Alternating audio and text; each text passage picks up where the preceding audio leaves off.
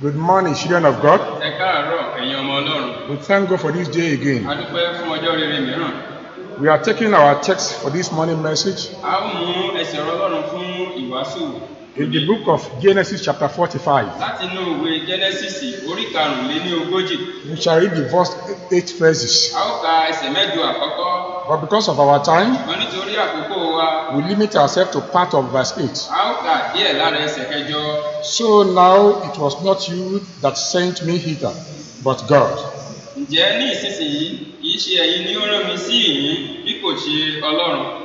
Our topic for today is Àkòrí ìwàásù wa fún tòní ni living above your circumstances. gbígbé ìgbé ayé tó rékọjá ìlàkọjá wa. Shall we pray? Ẹ jẹ́ á gbàdúrà. Father, as we go into your words, we pray you bless us in Jesus' name. Amen. In Jesus' name we pray. Amen. Life is full of ups and downs. Ayé kún fún ìgbòkègbodò. There are challenges of loss of job, Àwọn ìpèníjà kúnnú ayé bíi pípàdánù iṣẹ́, loss of loved ones, pípàdánù àwọn olùfẹ́ ẹni, sicknesses, àìsàn, financial problems, àìlówó lọ́wọ́, broken relationship, títúká nínú ìgbéyàwó, natural disasters àwọn àjálù such as lórílẹ̀ famine, bí ìyàn, earthquake, bí ilẹ̀ rírí and pandemics. àti àjàkálẹ̀ àrùn. They are common things in human experience. Àwọn nǹkan wọ̀nyí ló gbajúgbajà nínú ìrírí But ènìyàn how láyé. we react to them Ṣùgbọ́n ìhà tí a kọ sí wọn when we are affected nígbà tí wọ́n bá ṣẹlẹ̀ sí wa, will reveal our level of faith in God. òun ni ó sọ bí ìgbàgbọ́ wa ṣe tó nínú Ọlọ́run. Some are knocked down, Àwọn mìíràn tiẹ̀ ti di wíwó palẹ̀. some are knocked out, Àwọn mìíràn tiẹ̀ tí kó ti gbá wọn lọ some will pátápátá. come out triumphantly. Àwọn mìíràn ó sì wọ́n jáde tògótògó nínú ẹ̀. We shall look at the Bible A ó wo Bíbélì.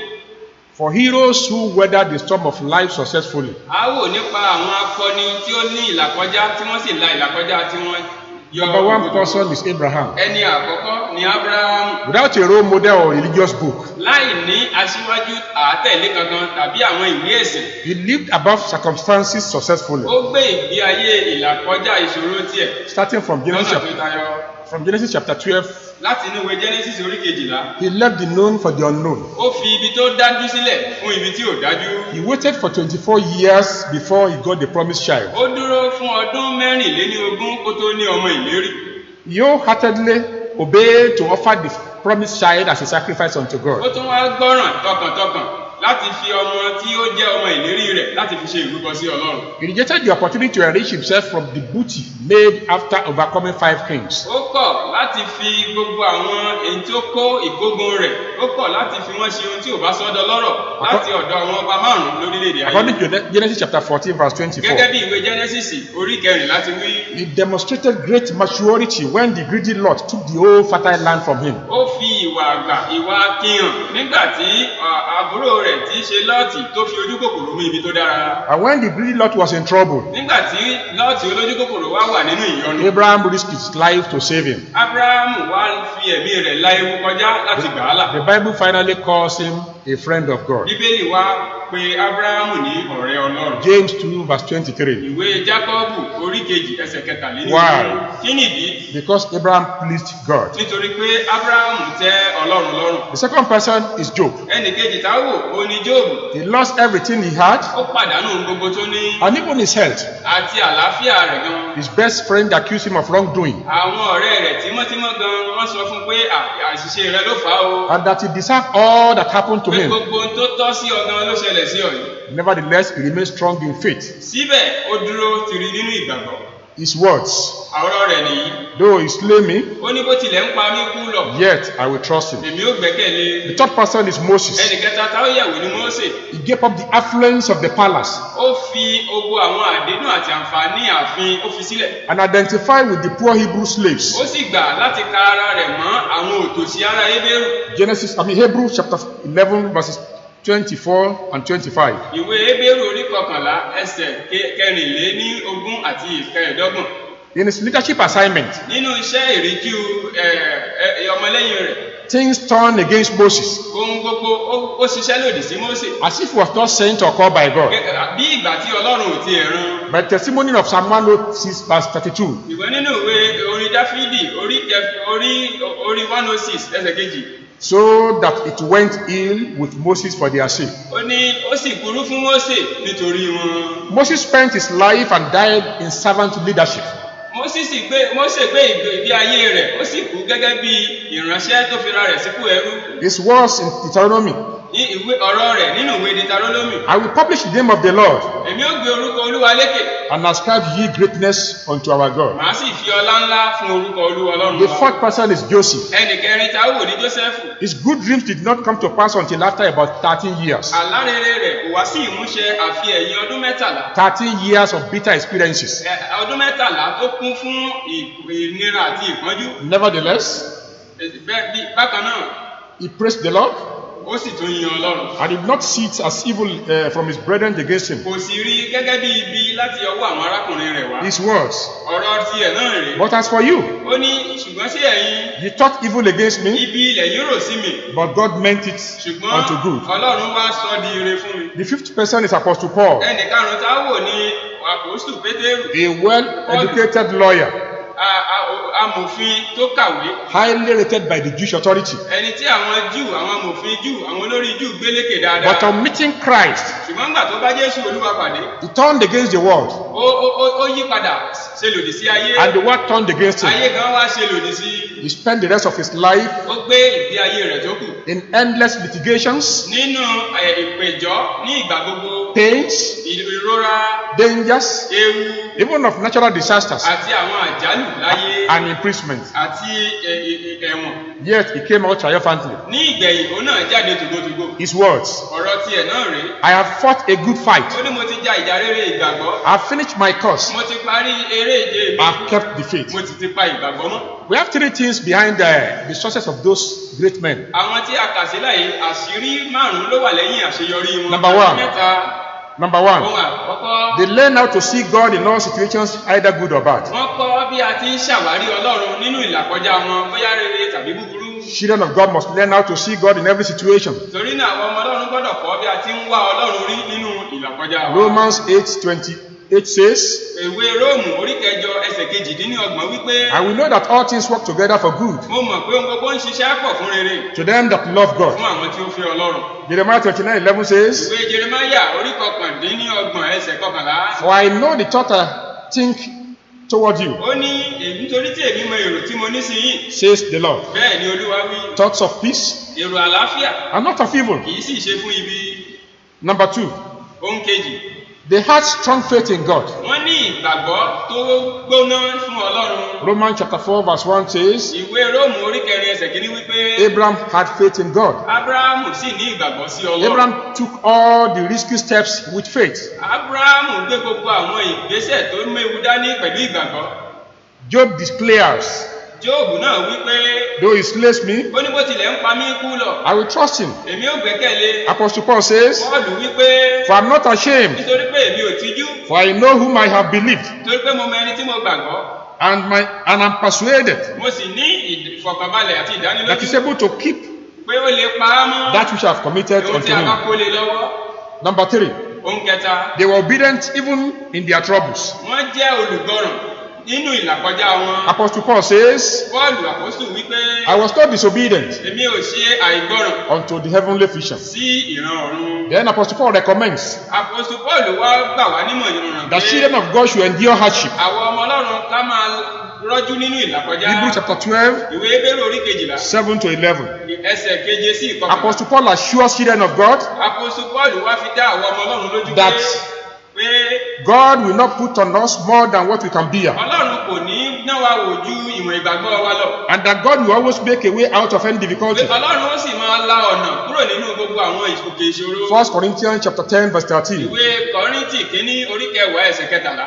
Challenges can come to an individual. ìpèníjà lè wá sí ojú ọ̀nà ẹnikẹ́ni. They can come to a family. ó lè wá sínú ìdílé kan. They can come to a couple. ó lè wá bá ọkọ àtìyàwó They kan. can come to a nation, ó lè wá orílẹ̀-èdè gan pẹ̀lú. even or the whole world, gbogbo àgbáyé gan lápapọ̀. as we are having a COVID-19. gẹ́gẹ́ bí a ṣe ní àjàkálẹ̀ àrùn tó ń ṣẹlẹ̀. Children of God must learn how to see God àwọn ọmọ Ọlọ́run gbọ́dọ̀ kọ́ bí a ti ń ṣàwárí in Ọlọ́run every situation, nínú ìlàkọjá wa. especially pàtàkì jùlọ in this pandemic. ní inú ìlàkọjá yìí. Science and history ìwé ìmọ̀ ìjìnlẹ̀ àti ìwé ìtàn. have done enough to explain and interpret the pandemic. Wọ́n ti ṣiṣẹ́ takuntakun láti ṣàlàyé tí ìlàkọjá àjàkálẹ̀ àrùn yìí But túmọ̀. neither science nor history Ìwé ìmọ̀ ìjìnlẹ̀ àti ìwé ìtàn kò tilẹ̀. will not tell us the purpose the pandemic serves in divine plan. Tí ẹ̀ sọ ipa tí àjàkálẹ̀ àrùn yìí tó ń kó nínú ètò àti ìmọ̀tẹ́lẹ̀ Ọlọ́run. Science and history, Ìwé ìmọ̀ ìjìnlẹ̀ they don't have the capacity àti ìtàn wọn ò ní agbára to tell us láti lè sọ fún wa the purpose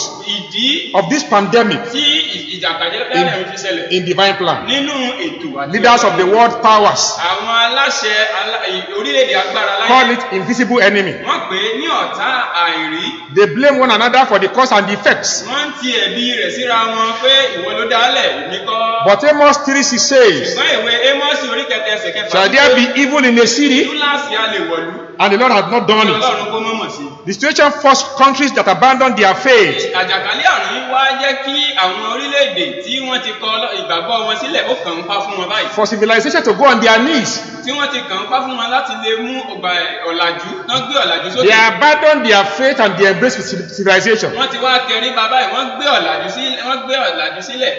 But pandemic forced them Ṣùgbọ́n ní tí à ń pè ní àjàkálẹ̀ àrùn tó ṣẹlẹ̀ yìí. to go on their Ó ti knees wá mú wọn tẹríba lọ lórí eékún wọn. to chorus the songs, Láti wá jùmọ̀ mọ́ ọkọrin pé I surrender all. mo fi gbogbo rẹ̀ fún. And because he lives, Nítorí pé ó wà láàyè, we can face tomorrow. mo lè kojú ọjọ́ ọ̀la. Children of God, Ẹ̀yin ọmọ Ọlọ́run. Psalm 46 Ìwé orin Dáfídì paints a picture of the present situation. orí kẹrìndínní àádọ́ta wípé It paints a good picture of the present ó situation. ṣàlàyé ní kíkún ohun tó ń ṣẹlẹ̀ lọ́wọ́lọ́wọ́ yìí. Verse 8 says, Ẹsẹ̀ kẹjọ rẹ̀ wípé come and see the work of the Lord. ẹ wá wo iṣẹ́ Olúwa. Verse 8 says, Ẹsẹ̀ kẹjọ wípé the desolation he has made in the earth. ìsọdaworo tó ti mú bá ayé. The world is in desolation. Ayé ní ìsinsìnyí ti wà ní ìsọdaworo. Every seat on the face of the earth is empty today. Gbogbo òpópónà lójú náà ayé ní ìsinsìnyí ló ti dahoro. Verse 8 says, Ẹsẹ̀ kẹjọ wípé he makes war to cease unto the end of the earth. ó mú kí ayé kí ó dákẹ́jẹ́ títí dé òpin rẹ̀.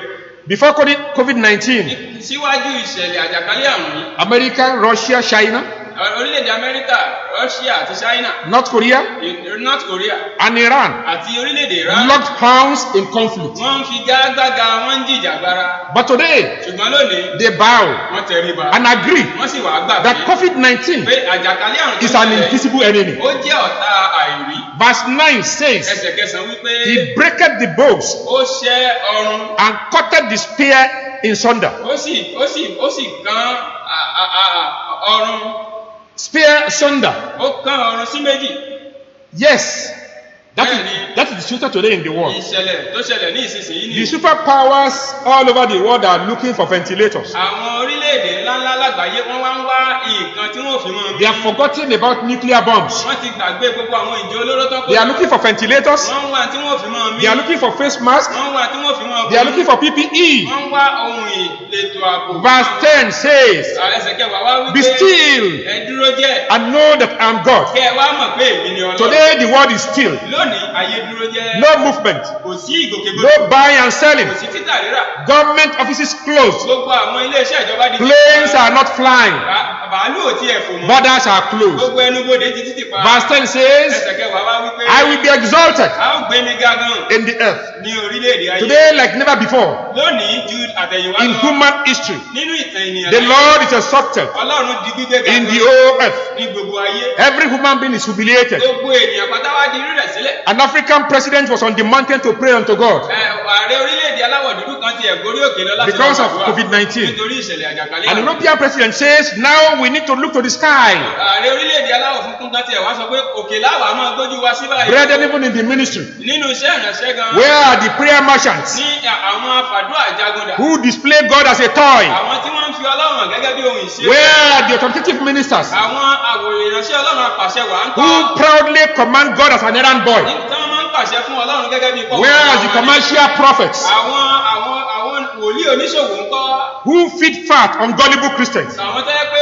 àwọn onígbàgbọ́ tí ò dúró tí ò fẹsẹ̀ múlẹ̀ náà fi ń jẹun. Where are the faceless internet prayer line operators Àwọn oníwàásù orí móhùnmáwòrán orí afẹ́fẹ́ orí ẹ̀rọ ayárabíàṣá ayélujára dà lónìí. What happened to mega prayer ministries? Kí ló ń ṣẹlẹ̀ sí àwọn ibùdó àdúrà ńláńlá? Where there is no place for the word of salvation but prayers alone. Tí ẹ ti fààyè gbọ́ ọ̀rọ̀ Ọlọ́run àfi àdúrà nìkan. They have gone into hiding. Wọ́n ti lọ farasin. They have gone into hiding. Wọ́n ti fara pamọ́. They don't have solution for Wọn ò COVID-19. ní ojútùú àti ọ̀nà àbáyọ sí Psalm ìṣẹ̀lẹ̀. 74 verse 10 says, Ìwé orin Dáfídì orí kan. we see not our signs. Ó ní àwa kò tiẹ̀ rí àárín mi. There is no one more, there is no more any prophet. Kò tiẹ̀ wá sí wòlíì kan mọ́. Neither is there among us Kò tiẹ̀ sí kankan láàrin wa. any that knoweth how Tí long. ó tiẹ̀ lè mọ bí ó ti pẹ́ tó. No one is able to tell us how long COVID-19 will last. Kò sí ẹnikẹ́ni tó tiẹ̀ lé jáde sọ fún wa ìgbà tí àjàkálẹ̀ àrùn ó kàṣẹ́ ńlẹ̀. No one can say like Elisha. Kò sẹ́ni tó lè dúró sọ bí èyí ṣà. In 2 Kings chapter 5 verse 8, Nínú ìwé ọba kejì orí karùn-ún ẹsẹ̀ let him come to me, Ẹjí ó tọ̀ mí wá. and he shall know Yóò sì mọ̀ that there is a prophet in pé Israel. Ọlọ́run ń bẹ ní Ísírẹ́lì. Nobody among us can say, Kò sí ẹnikẹ́ni láàrin wa tó lè let pé a patient of COVID-19 come to me. ẹni tí ó bá ní àrùn àjàkálẹ̀ àrùn tó wà nígboro ẹjí ó tọ̀ mí wá. The only verse today is Isaiah 45:22. Ohun kan ṣoṣo tá à ń gbọ́ ní ìsinsìnyí It ní says- Àìsáyà orí karùndínláàdọ́ta ẹsẹ̀ kejì. It says, Ó wí pé look unto me, ẹ máa wò mí, and be ye saved, ẹ kọjú sí mi all the end of the earth. gbogbo òpin ayé. For I am God, Nítorí èmi ni Ọlọ́run. and there is none Kò else. sí ẹlòmíràn. Only God is sufficient for us all. Ọlọ́run nìkan ni tító wa. Children of God, Ẹ̀yin ọmọ Ọlọ́run. to live above our circumstances, Láti gbé ìgbé ayé tó ré kọjá We tó need kọjá one. ìkọjá wa. A nílò ohun kìíní to learn to see God in every situation. láti máa kọ́ bí a ti ṣe àwárí Ọlọ́run nínú ipò We náà. need to have faith in Him, A nílò láti ní ìgbàgbọ́ kíkún nínú and we need to obey His command. a sì nílò láti gbọ́ 75 years ago, ní ọdún díẹ̀ sẹ́yìn. 75 years Ní ago, ọ̀pọ̀lọpọ̀ ọdún the sẹ́yìn. German Nazis surrendered to the Allied forces, Àwọn Násì ní orílẹ̀-èdè Jámánì. and that brought the Second World War to an end. Wọ́n tẹríba fún àwọn ajìjàgbara tó kọjá. Today, COVID-19 brings the world to its knees. Lónìí àjàkálẹ̀ àrùn yìí ló tẹrí ayé ba The question is, ìbéèrè náà wá to ní whom pé shall we surrender? ta láwàá tẹríba fún báyìí. Brazil has taken the lead Orílẹ̀-èdè Brazil ló síwájú. by singing the song, We Surrender All. Náà wá bẹ̀rẹ̀ sí kọrin pé aṣọ. Let us all surrender unto God. Ẹ jẹ́ káwa náà tẹríba fún Ọlọ́run. Acts chapter 4 verse 12 says, Àwọn àṣẹ àwọn àpòsílẹ̀ orí kẹrin ẹsẹ̀ kejìlá. no other name. Kò sì sí orúkọ mìíràn. Isaiah 45:22 says, Ìwé Àìsáyà ó wí pé look unto me, ẹ kọjú sí mi. look unto me, Ẹ kọjú sí mi. look unto me. Ẹ kọjú sí mi. To whom shall we surrender? Ta láwàá kọjú sí ta látẹríba We fún surrender Ọlọ́run. unto God. Ẹ á tẹríba fún Ọlọ́run. God bless you. Ọlọ́run ràn wá lọ́wọ́. Shall we pray? Ẹ jẹ́ á gbàdúrà. Father, thank you for your word. Bless it in the life of the hearers. Amen. In Jesus' name we pray. Amen. Thank you. God bless you. Ẹ ṣé púpọ̀ yóò dára fún yín.